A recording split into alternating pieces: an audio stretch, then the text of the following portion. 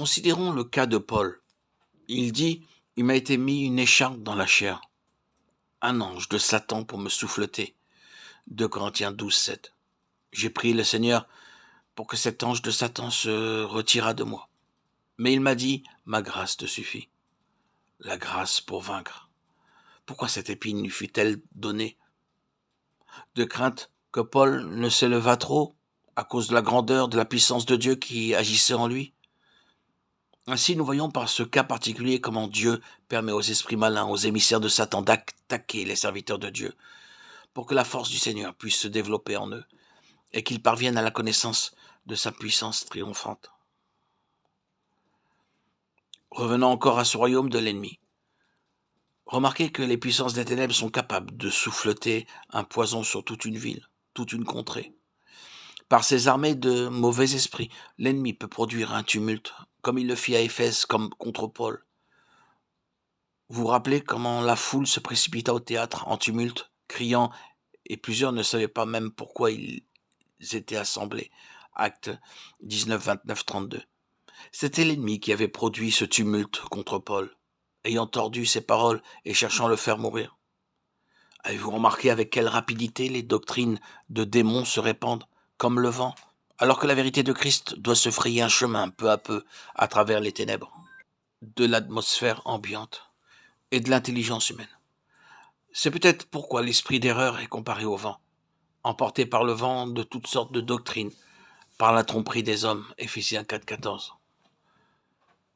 En ce moment, nous vivons à l'époque de l'histoire de l'Église, dont Paul parle expressément par l'ordre du Saint-Esprit.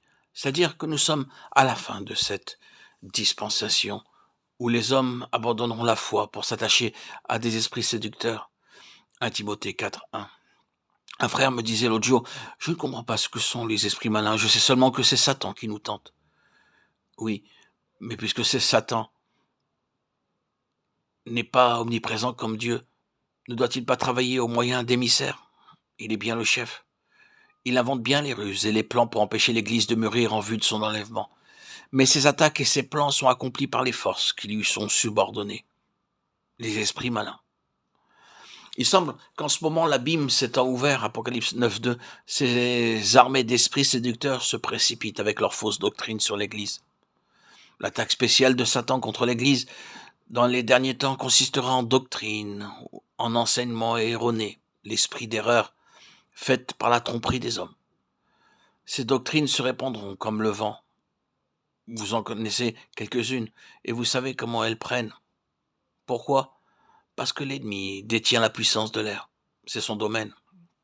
Il possède, pour ainsi dire, une télégraphie mondiale. Il invente un mensonge et ce mensonge se répand partout comme l'éclair, au moyen d'esprits malins. Tandis que ces mêmes esprits empêchent la vérité de se faire jour.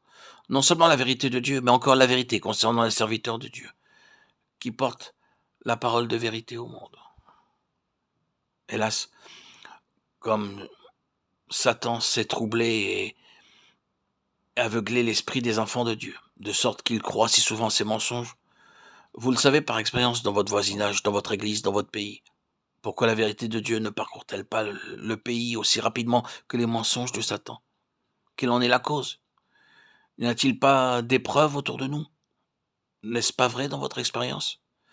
N'est-il pas absurde que des enfants de Dieu se laissent aveugler à ce point sur ces choses, de sorte qu'ils se laissent prendre eux-mêmes par ces vents de doctrine satanique? Ils acceptent ce qui est dans l'air, dépression, médisance, rumeurs, mensonges, et ils absorbent le tout dans leur esprit et agissent à leur tour comme transmetteurs des mensonges de Satan.